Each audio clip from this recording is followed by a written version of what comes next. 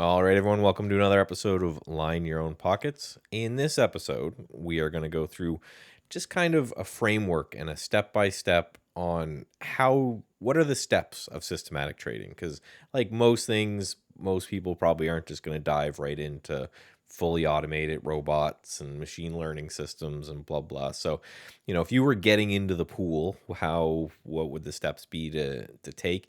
And yeah, it's going to be a cool one. I'm sure throughout the whole episode, we're going to be getting deeper and deeper into it. So make sure you watch until the end where you kind of see where we end up there. But yeah, Dave, you had a story from a client that you were going to start this off with.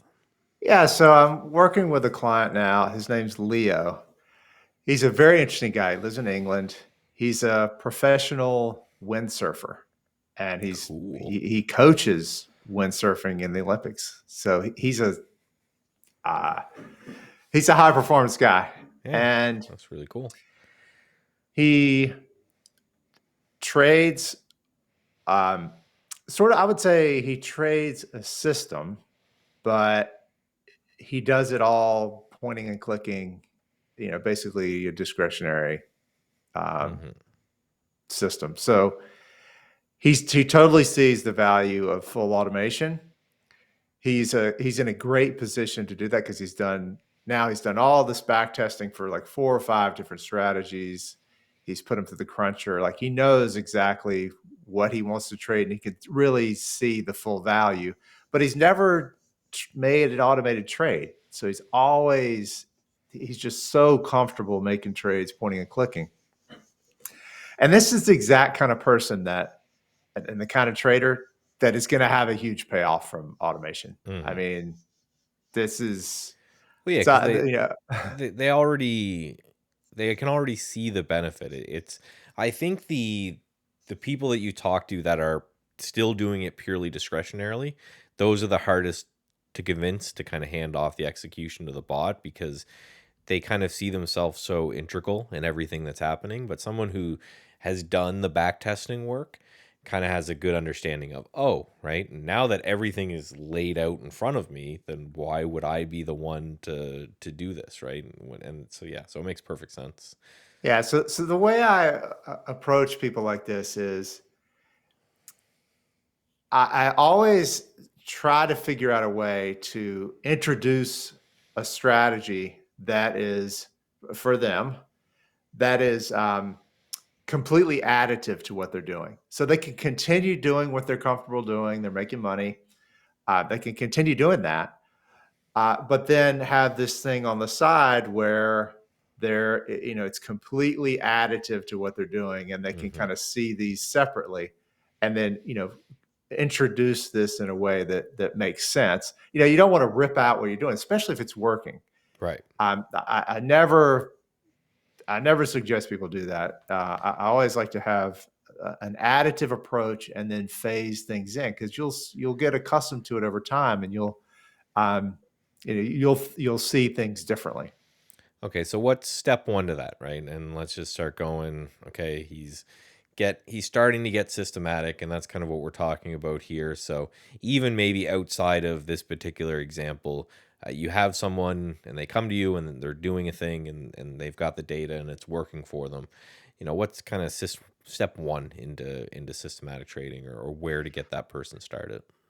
Yeah. Well, I say the very first step before any sort of real automation is diving into your hotkeys and your trading platform, Hmm. and like figuring out how to make your process as quick and as smooth as possible. There's probably some automation. You wouldn't think about it as full automation, but there's a lot of things you can do with hotkey stuff that can save you a lot of steps. And that is, like, it's a baby step, but it's definitely a step towards automation. And I can see from, like, when you look at these platforms, especially for me from a CTO perspective and a development perspective, the it's pretty amazing the systems of hotkeys that a lot of these software has. I mean, it's kind of mind boggling to the like, it's probably way more complicated and more development went into some of these hotkeys than into the GUI that you see sometimes. Mhm. I mean, it's very extensive, a lot of these.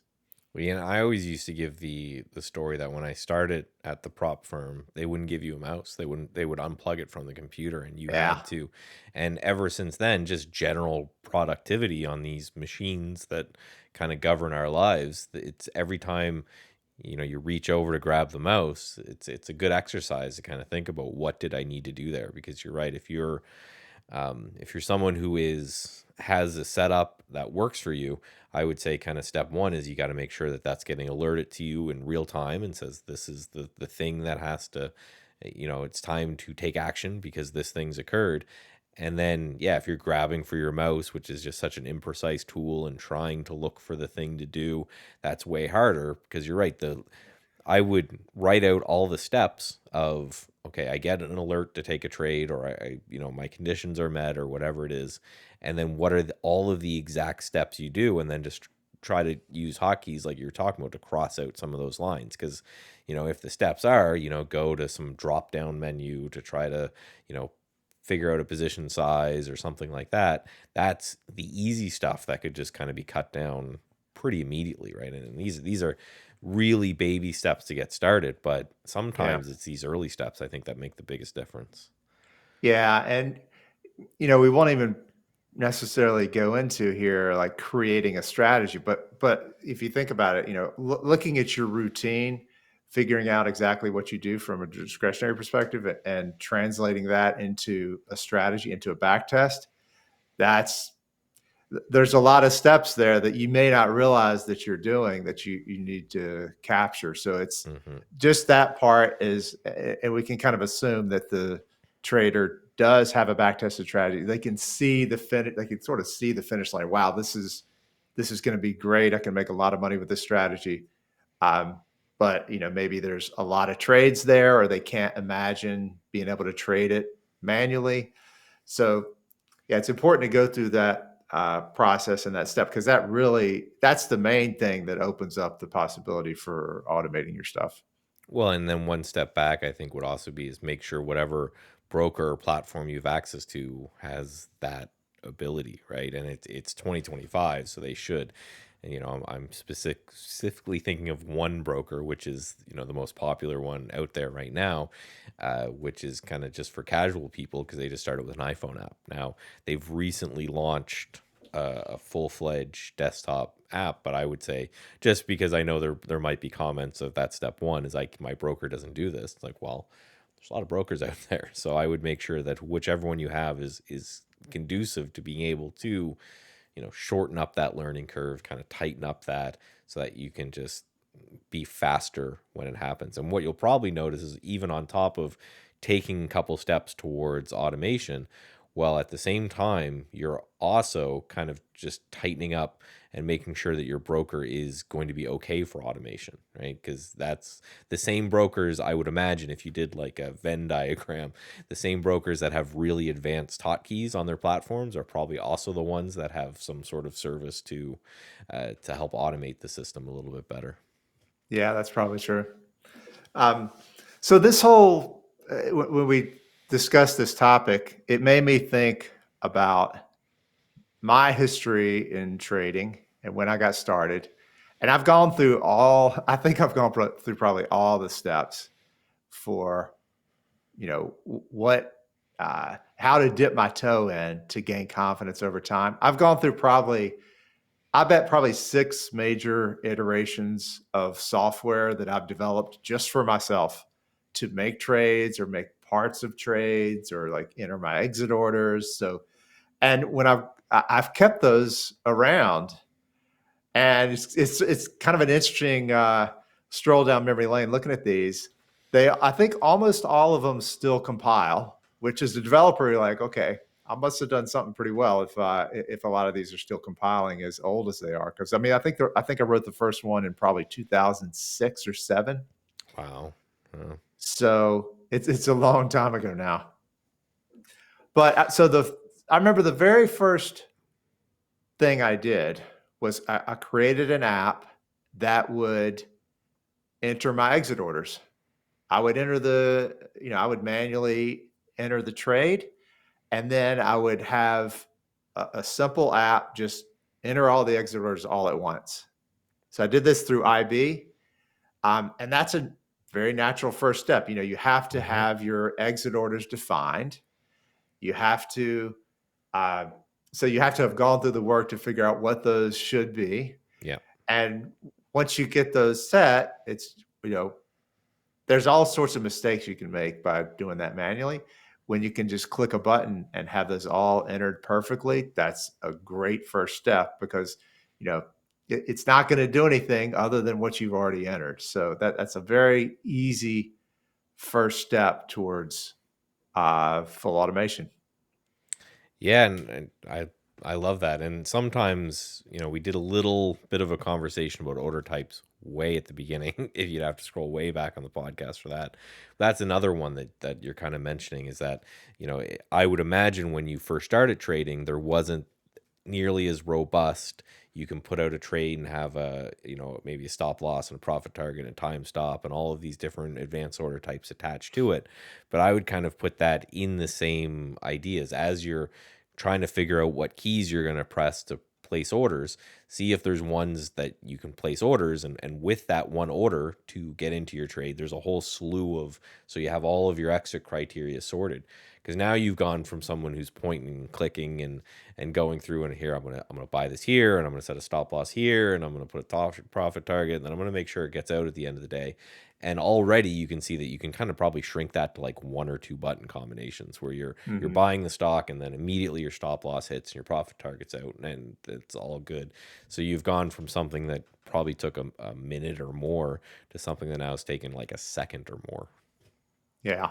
And when you distill something down to a button click or a hotkey combination, it reminds me of our discussion about standard operating procedures, Hmm. SOPs for what you do. Like, because once you distill it down to that, if you want to make an adjustment, it's more like you're like a general manager versus a player. At this point, you can make an adjustment to that workflow, but your workflow still stays the same. You're clicking the button, you're hitting the hotkey, Yeah. but what the logic behind that changes. That's a really powerful thing to be able to do, and it's a really good workflow to have. It just makes you more efficient and it gives you better perspective about what you're doing.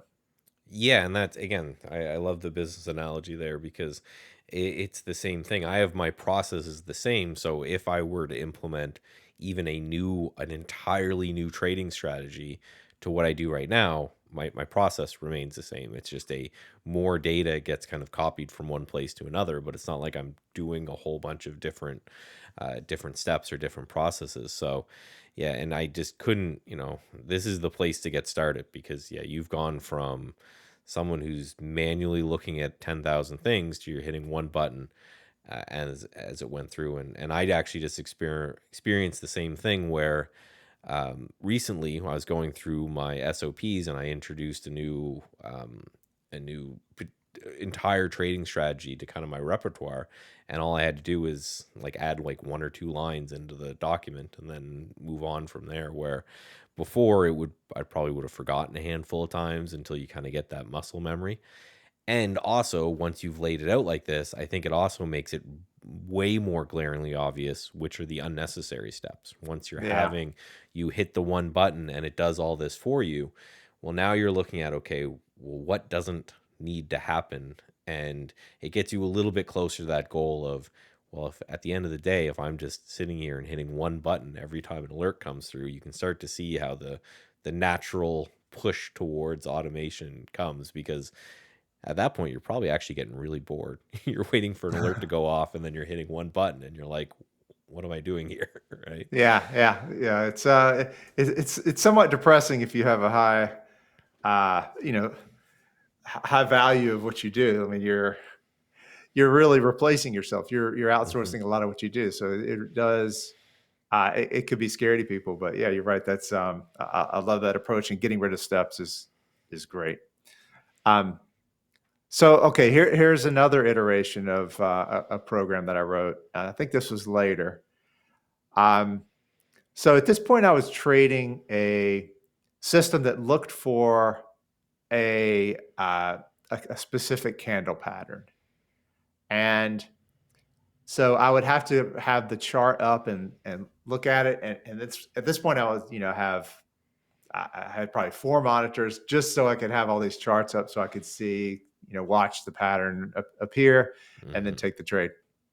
So to get rid of, or to get rid of anxiety and get rid of missed trades that I was making at the time, I came up with an app that would ingest data from IB and sort of look for the pattern automatically. So I could enter a whole bunch of symbols and it would be watching the data for each of these symbols. It would be ingesting the candle, the bar data. IB has a really nice uh, feature in their API where you can turn on 5-second bars that are sent to you. Okay. Now, the reason that's nice is the alternative is you're getting every trade, like a Oh, trade feed. yes. Okay. I see. Yeah. So 5-second bars from a data perspective is a lot less data than getting every single trade. Hmm. So the app would, um, take those bars, build 1-minute bars, kind of detect the pattern that I was looking for. And then I had a checkbox there for like, there was like one last check for, okay, automatically take the trade if I check the box. So I could see the setup happening. It needed to wait for the pattern to be in the past before the trade entered. Hmm. So I could be eyeballing and check the box. And only if I check the box would it actually submit the orders. So that Right. was like that was like this one phase where, okay, I'm not 100% sure. I still want to have this one last thing of my manual checking before it actually entered the trades. I like that as another little baby step because like we just talked about, basically building ourselves out of a job, but that would be a way to kind of, if the person thought that there was some discretion and discretionary control in the system itself, it allows them to keep that, right? They're basically getting asked a question periodically. It's like, yes, do you want to buy this stock or Yeah. no? Or, do you want to short the stock or no? And then you're just clicking through yes or no. I think, the obvious kind of counters to that people could think of pretty quickly is that you're adding a level of lag. And then you'd have to ask yourself periodically, and, tracking, I guess, would be everything, right? You would gather one data set, what happened if you did all of them, and then versus the data set of the ones that you said okay to, and see if there is some benefit for you waiting and hitting okay or not. And that would be a fairly easy thing to run over time as long as you're keeping both Yeah. those data points. I would imagine what you're probably going to find is either no difference or even maybe you being there being slightly negative, but that's going to be up to the user, and you need a large enough data point. But at the very least, again, it gives people that control. So it's kind of like having a self-driving car that kind of still has a steering wheel where, if you want to, you could still kind of grab onto it, and do a little input, or it's like, hey, do you really want to turn left? And you go, yeah, yeah, turn left. But I like that again as another little lever of comfort, because you still, again, I think it's kind of pretending, but I still think you feel like you've got some control kind of at that point. Yeah. Well, it's sort of like, I mean, all these steps are really important because anybody that's done software development, like you can debug certain things, you can test certain things, but when you trade live, it's a completely different thing. Hmm. And things are going to happen that you can't imagine when you're developing could Yep. happen. I mean, that happens to me all the time still. So it's really important to have and that's, I set up that specifically for this. I wanted to make sure that when I see the data coming in real time, I see that the setup being calculated, is it calculating properly? Are the orders going to be going in properly when I do this? Uh, it's just a nice way to do it. And so the other thing about this checkbox, the next step after that would be change the default to have that box automatically checked. So instead of the default of me having to go check it to take the trade, the next step would be, okay, it's automatically checked. I can go uncheck it if I feel like I need to. So it So would it's give another real you small step towards being more comfortable. so it would give you like a time limit. Like if you don't uncheck it in this period of time, then it will place the trade like at like a candle's close or something like Yeah. that. Yeah. Yeah. It was waiting for the candle close and it would, if the box was checked, it would take the trade. It's interesting. Yeah, and I like that too because these are the steps that I think people, because I talk to people all the time as someone who's still kind of in the, I guess you call it like discretionary trading community and trying to push them, nudge them a little bit over. And it's, I think, important for the audience that as we're going through this, you realize that right, these are all little tiny steps on a way. And, if you're not comfortable in going the full way, well, you probably will be eventually, but just find the area of the trade in which you feel like you can best automate and then take one step towards that and then sit there for a while, like a month or a couple months or something. And then again, like with you, I could see instances where a wicked trade came through and you had to go and click the box and maybe, you were distracted with something else or whatever, and you just kind of missed the trade. And then you kick yourself enough times saying, oh, man, I should have really taken that. And I was in the bathroom or whatever. So now it's okay. You come up with that next little baby step to say, okay, I need to say no to it first, and then go from there. Yeah.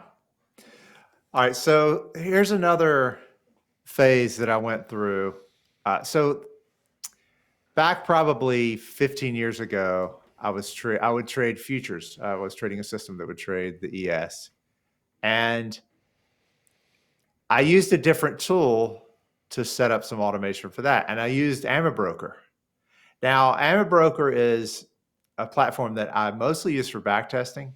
I love the charting in it too, and what I love about the charts is you can set up anything you want in the charts. You could have uh, custom columns right from your back test. You could display those right on the chart in exactly the way you want to set it up. So you can literally have the same script that runs your back test run in a chart. It's beautiful. Hmm. Um, so I was trading the ES, so that was just one chart to look at, right? So I set up buttons in the chart. Very simple to do, or relatively simple to do in AmaBroker. And the button would only appear if the setup occurred. And when you click the button, then the setup would be sent to Interactive Brokers. So it's Okay. another way, like right on the chart, to see. And you could put text on the chart near the button or around the button, sort of describing the setup, to basically a way to merge what most manual traders are doing, looking at charts, with some automation, have some automation running right on the chart there, and it really customizing it so it only appears in the exact right situation that you want, and it doesn't appear otherwise. It's a really nice way to um, phase in some automation. One thing I love about just chart trading in general, which I did a lot of, as soon as when I was discretionary, I would gravitate to platforms that I could trade just from the chart. And the main reason for it was something that we talked about a couple times now, I think, about hiding the P&L and focusing purely on the setup. And that's what I really like about that, where you're seeing it form. You hopefully have either back tests or you have a whole bunch of examples of this thing working in the past, or whatever it is you do discretionarily, and you're not going into the area of your broker that normally contains P&L and things, like, because the order windows and the Yeah, P&Ls are sometimes, and you're just looking at does this thing meet the criteria for entry, and you're clicking yes and trading from the chart that way, and then does it meet the criteria for exit, and yes, and then go from there. So again, that's another way to do it. Even I would even argue that for the people who are not interested in really getting bots to do things at all, the just the ability to not see the P&L and to not and to be able to focus on that visual side of things, I think is huge from just like a mental benefit, if nothing else. Yeah, I've done so much extensive stuff with Broker. Like I've got it can automatically pull in my orders and it'll plot those on the chart. Hmm. It'll automatically pull in my executions, plot those on the chart so you can see the slippage in real time, exactly what's occurring. Yeah. So there's lots. I love the extensibility of it. Yeah, it's just a great platform and one that I really like. Hmm. Yeah, and there's just something about just having the thing that you're trading just right there and the ability to trade with it, I think is big. I do the same thing with real test when you run a script and it will show you all of the entries and exits for every single trade in the back test on one chart. And you can just start to see things as well. Because again, we are always in idea generation mode. So I think there's a benefit there as well to being able to visually, see things. Because, if you're going through 20 trades and you notice that every time you buy it, it bleeds down a little bit first and then goes, well, that's the spark of an idea that you can then go somewhere else. So I think keeping the attention on the price action as you're trading is vital for, yeah, a handful of reasons. Again, just not seeing the P&L and then also seeing what price does the moment you enter and what price does the moment you exit to see if there's over time something comes up with an idea to test to maybe make your system a little better. Yeah. So each of these steps are getting you way closer to automation. I mean, in a lot of ways, you're pretty much there, right? You're real close. I mean, Well, I think what let's you're gonna. You're go ahead. Well, I was just say let's just summarize from kind of beginning where the dude was probably seeing an alert somewhere and then going to a completely different application and then filling out an order form and then hitting buy and then putting out a stop loss and putting out a profit target all the way to now, right? Something flashes up on a chart and says, "Hey, is this what you want to do?" And you click yes or no, and then everything is kind of handled in the background. That is, yeah, it just the amount of mental work and the amount of time it takes from idea to execution has shrunk by like 10x by now. Yeah. So there's a couple different things that I want to mention about interactive brokers specifically, which is quite nice for this kind of thing. Um, First of all, is they have a full paper trading account that you can log into.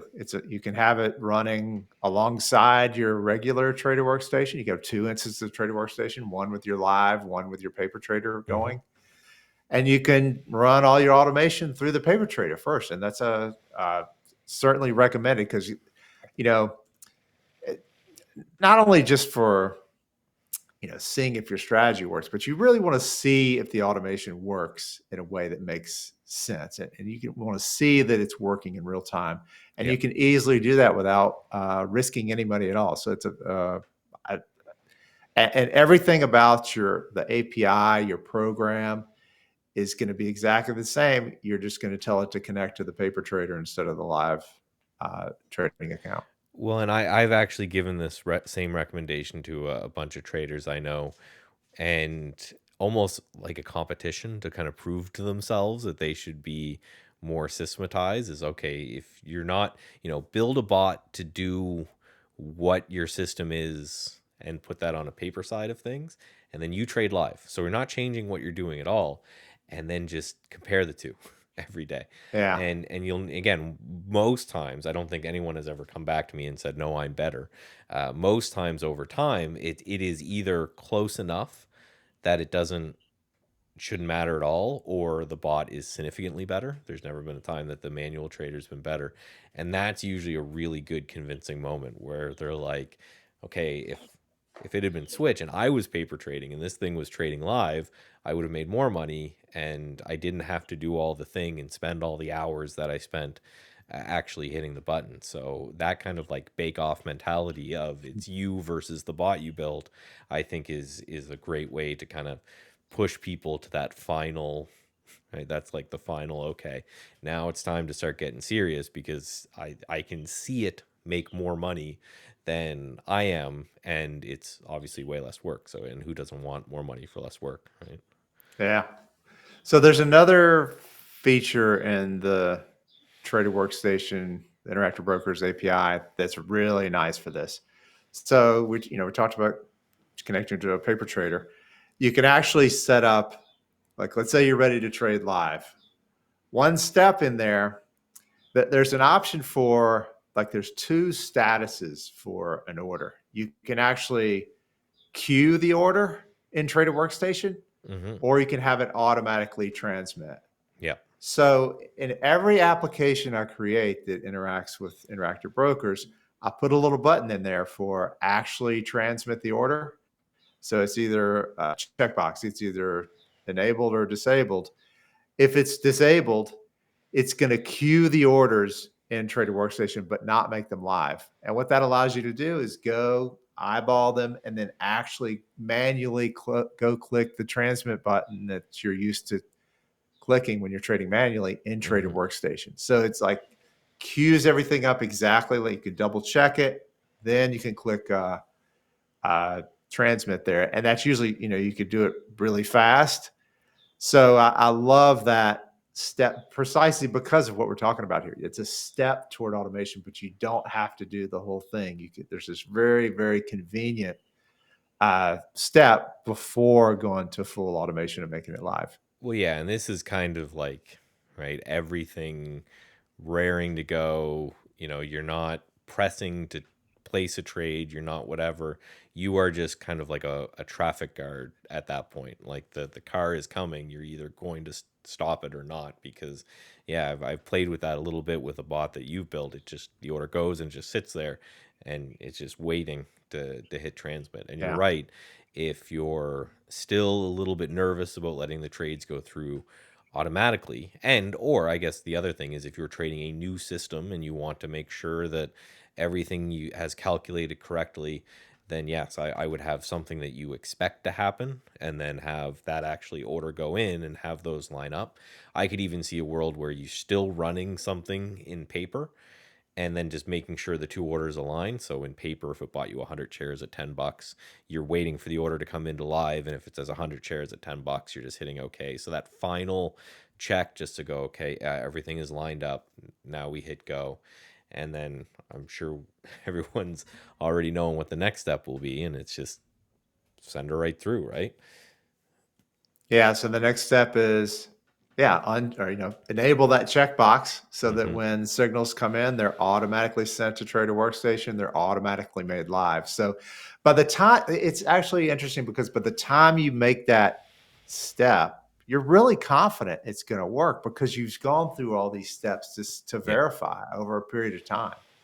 Well, So that's a really, we talk a lot about what's your path to confidence. This is a path to confidence. That's exactly what you're doing, getting more confident in your software and your workflow for making trades. and even beyond that, I think there's a moment where it would, in my mind, when you were going through these steps, that it switches from like a fear to excitement. Like, I could see someone saying, okay, you're going to be a robot trader, and they're currently discretionary, and they go, oh my God, that's impossible. But breaking it down to these baby steps like this, I would say by the time it got to the point where, like, the order, like the thing pops up on the chart and says, do you want to buy it? I would say about a month of that, and I am excited. I'm no longer nervous to go through the rest of the steps. I'm like, okay, get me going, because this is boring, right? This thing just pops up, and I click Yeah, yes, and it goes and it pops. So I think getting you to that tipping point is huge, where it's like, okay, we're just going to push you kind of gently. It's like you're going to push you gently to the edge of a hill, and then eventually you're just going to roll down. And I could see it's like, okay, give me a month of just sitting there, and yeah, I'm just approving like I'm on a factory, like approving things as they come out of the conveyor belt, where I'm like, yeah, how do we get a robot to look at and approve this thing? This is boring as hell. I could be doing so many other cool things and thinking of new strategies and testing things. Let's just get the thing down. I think that's really important, because it does seem like a hugely daunting task if you just take someone who's in the push button mode and show them the end. There's so many things that they're probably afraid of. But yeah, about halfway through this process, they would see the value, first of all, and they would realize that if they're just hitting the button all day, that the leap to making a robot hit that button all day isn't nearly as huge as it looked like when they were way in the discretionary yeah. side of things. Yeah, totally. And I like that I mean, you have a skeptical mindset. So you understand that you need to go through these steps Hmm. to really gain confidence. But there's other traders that you know go back to square one. They've done a back test. It looks freaking awesome, and they're ready to go jump in the deep end, right? So, and I Yeah. think I always encourage people to take those steps because they are really important because you really want to understand everything about what's going on uh, in a way that doesn't risk money. And the more rope you give yourself, the more time and the more um, uh, the more iterations of getting confident in what you're doing, I think the better. Well, and the speed, I guess, important to note, the speed of those steps could certainly vary depending on your um, whether you're more skeptical like me or whether you're someone like you mentioned who's raring to go in. For me, it might be a couple weeks of this, a couple weeks of that, a couple weeks of that, and someone it might just be a day or two, right? And they just kind of jump down the steps. But I agree, it's important to do them. Just might be a little faster. Someone who's very skeptical of the whole thing, it might take months, right? They might take a month at each individual step, and then it takes them, we went for probably 6, 7 steps. So it might take them a year from now. They may say, okay, this time next year, I want to be completely fully automated. And I think that's good. And I think there's other people who could say 2 months from now or 3 months from now, I want to be fully automated. And then going from there. And that's just kind of, I think, a level of comfort thing and how comfortable you are in passing the buck to a robot. Yeah, totally. Yeah, I think it's you use the analogy there of pushing somebody down a hill eventually to start rolling. Hmm. Yeah, I think that's not only in confidence that the automation is going to work, but another light bulb moment that happens is they realize, okay, there's a whole set of strategies that I haven't been able to trade before, or even been able to think about or consider. Now that I have this automation, I can trade a strategy that trades 20 times a day. Like, what does that look like? How did it, like, all of a sudden there's all this green field that they can run in that they Hmm. weren't able to before. So, and somewhere along these steps, that light bulb moment's going to happen. And to see it actually occur, like, it's a really cool thing to see. All right, I was trading manually. I'm a little skeptical about this automated stuff. Is it going to blow up? Is it going to do, like, how is it actually going to work? And when you see it and the systematic way it happens, it's really kind of eye opening. Yeah, and we talk about all the time too, the mental bandwidth. Like, so that I'm just thinking, like, say that person was, trying to trade for a living and they were doing this kind of all day, every day, and he didn't have a cool job on top of it. Well, he's gone from like super laser focused probably the entire day and filling out orders and doing math in his head and all of that. And then you fast forward to how you feel at the end of the day. And then every step along the way, he probably has more and more mental bandwidth that's freed up, and that's made him think of potentially more strategies or different instruments to trade or different time frames or whatever it is. And that was really what the big thing was for me, is that for a lot of the things I do, I'm going to be sitting here anyway. But it was the fact that if I've got robot A doing one thing, it allows me to just frees up the mental bandwidth to be able to do this and that and the other thing. So yeah, there's the time of it. There's the fact that you can trade more, and we have a whole go back a couple episodes about how you should be utilizing as much buying power as you possibly can. But then also just you only have so much gas in your mental tank at the every day, and if 80% of it is allocated to actually doing the trading, and you can shrink that down to 5% of that's doing the actual trading, just think of all the other things that you could be doing with that mental gas tank to make it further along, build new strategies, all that kind of stuff, right? Yeah. So I want to go. I want to rewind and go back and mention like a step zero, like the very first step for somebody that may be trading manually now, haven't even really thought about this. What's step zero?